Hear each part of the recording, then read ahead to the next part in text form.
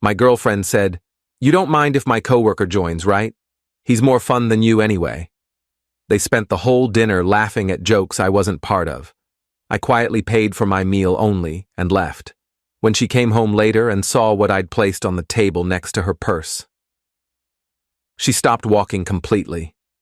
I'm Blake, 35, and 3 nights ago, my girlfriend of 2 years humiliated me at dinner with her coworker, then came home to find her apartment key and a note explaining exactly why we were done. What she didn't expect was that I'd already been documenting her behavior for weeks, and that single dinner was just the final piece of evidence I needed to walk away with zero guilt. I met Rachel when I was 33. She was 30, worked in digital marketing for a tech startup, had this bubbly personality that drew people in. We met through a dating app, hit it off on the first date, and fell into a relationship that felt comfortable and easy. Or at least it did for the first year. Around 6 months ago, Rachel started a new position at her company. More responsibility, bigger projects, working with a new team. She seemed excited about it, talked constantly about her colleagues, especially one guy named Tyler.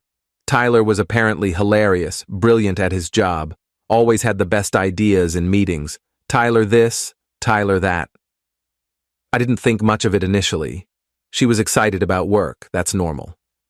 But then the comparisons started. Tyler suggested this restaurant. He has such good taste. Tyler made everyone laugh so hard today, you would have loved it. Except she never seemed to think I'd actually love it, because she never invited me to meet these colleagues she spent so much time talking about. 3 months ago, she started working late more often. Team meeting ran long. Working on a project with Tyler. Happy hour with the work crew. I'd ask if I could join sometime. She'd say it was just work people, I'd be bored. Fair enough, I thought. Everyone needs their own social circle. But I started noticing other things. She'd angle her phone away when texting. She'd take calls in the other room. When I'd ask about her day, she'd give vague answers. Classic signs, but I wanted to believe there was an innocent explanation. 2 weeks ago, I did something I'm not proud of but don't regret. Rachel had left her laptop open on the kitchen table, logged into her messages. I shouldn't have looked, but I did. What I found was months of messages with Tyler, not explicitly sexual, but definitely inappropriate. Inside jokes, complaints about me being boring or not getting her sense of humor, Tyler calling her gorgeous, and her responding with blushing emojis. Messages about grabbing lunch or drinks, always just the two of them. Plans to meet up on weekends when she'd told me she was doing girls' brunch or running errands. I took screenshots of everything, sent them to myself, deleted the evidence that I'd been in her messages. Then I started planning my exit. I didn't confront her immediately. I wanted to see how far she'd take it, how blatant she'd be, whether she'd actually respect our relationship or keep pushing boundaries. Last Friday night, Rachel came home around 6 p.m. and said, "Hey, so change of plans for dinner tonight." We'd planned to go to this Italian place we both liked, just the two of us. Friday date night, something we'd been trying to maintain despite her busy schedule. "What kind of change?" I asked. "Tyler's coming with us. That's okay, right?" "You invited your coworker to our date night?" "It's not like that. He just moved to the area and doesn't know many people. I thought it would be nice to include him." "You don't mind, do you? He's more fun than you anyway." She said it with a laugh like it was a joke. But it wasn't. The way she said it, casual, dismissive, like my feelings didn't matter, told me everything. "Sure," I said. "Why not?" We met Tyler at the restaurant at 7 p.m. He was exactly what I'd imagined. Good-looking, charming, confident. The kind of guy who walks into a room and assumes everyone will like him. He shook my hand, said, "Great to finally meet you, man," like we were old friends. From the moment we sat down, I might as well have been invisible. Tyler and Rachel talked nonstop. Inside, jokes about work people I'd never met. References to things they'd done together that I hadn't known about. Laughing at stories I wasn't part of, leaning toward each other, completely in their own world. I tried to join the conversation a few times, made comments, asked questions. They'd respond politely, then immediately go back to their dynamic duo routine. After about 40 minutes, I realized I was just background noise. The server came to check on us. Rachel and Tyler were mid-story, laughing about something. I caught the server's eye and said quietly, "Can I get my check? Just for my meal?" "You want separate checks?" she asked. "Just mine. They can figure theirs out." She nodded, understanding in her eyes. Came back 5 minutes later with my check. I paid cash, stood up while Rachel and Tyler were still laughing about something. "I'm heading out," I said. Rachel looked up, surprised. "What? Why?" "You two seem to have this covered. I'm going home." "Blake, don't be dramatic." "I'm not being dramatic. I'm leaving. Have a good night." I walked out. Heard Rachel call my name once, but I didn't turn around. Got in my car and drove, not to our apartment, but to a coffee shop nearby. Sat there for 2 hours thinking about what I was going to do.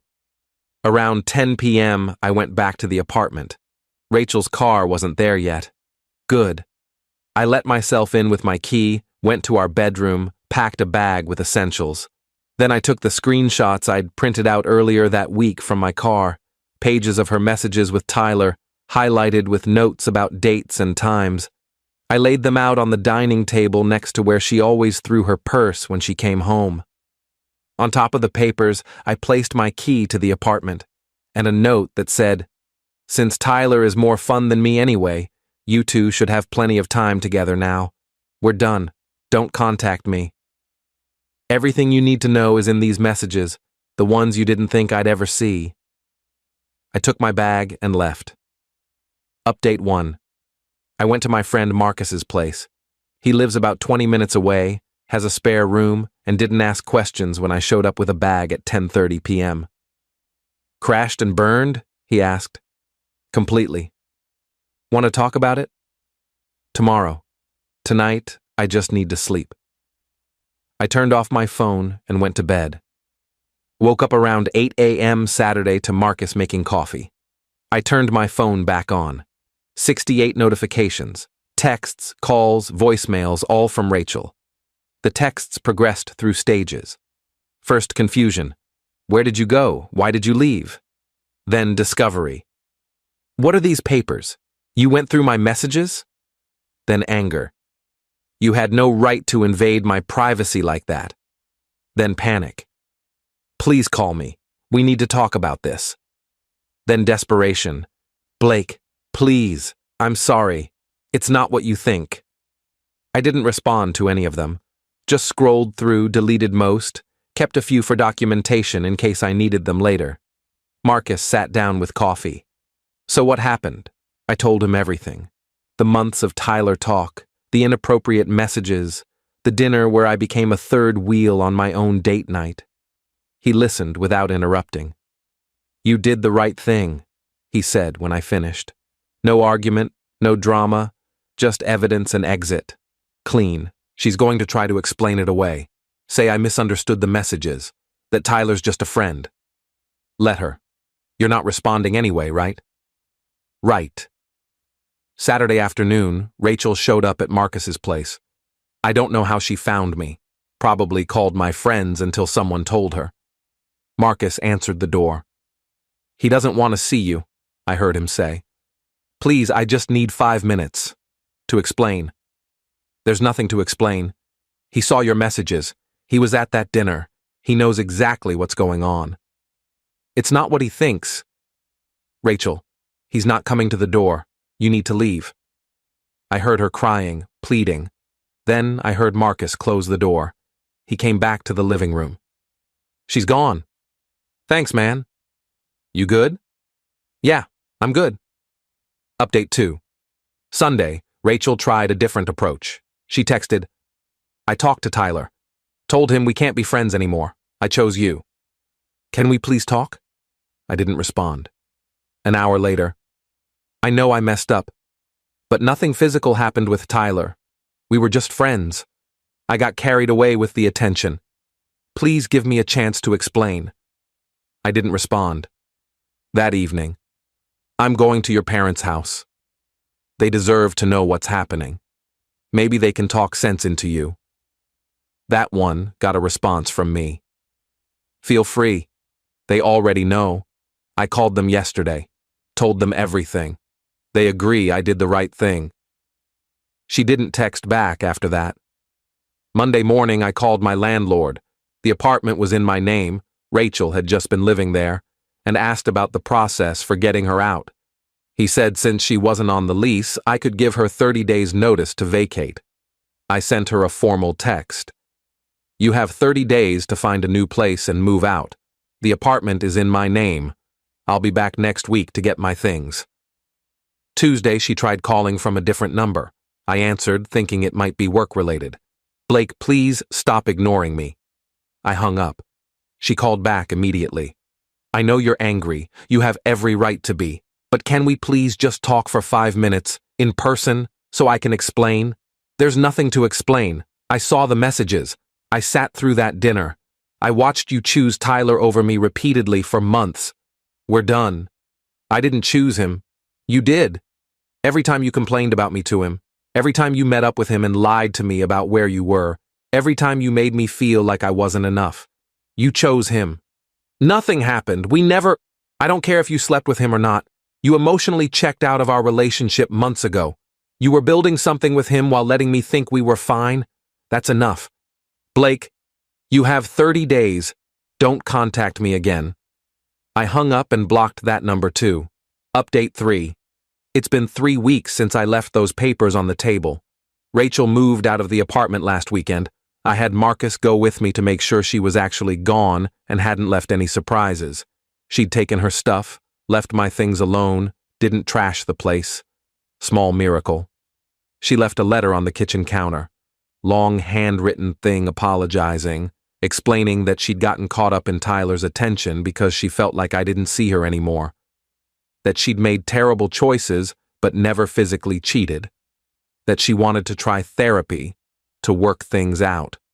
I read it once, then I threw it away. Tyler apparently got fired. Not because of the relationship stuff, their company didn't care about that, but because Rachel, in her desperation to prove she'd chosen me, had gone to HR and accused him of harassment. Made up stories about unwanted advances. He got terminated pending investigation. Then when the messages came out showing she'd been an equal participant, HR decided it was too messy and let both of them go. Rachel called me from yet another new number last week. Tyler got fired because of me, because I tried to fix things with you. And now I lost my job too. Are you happy? I didn't make you lie to HR. That was your choice. I did it for us. There is no us. Stop calling me. I blocked that number too.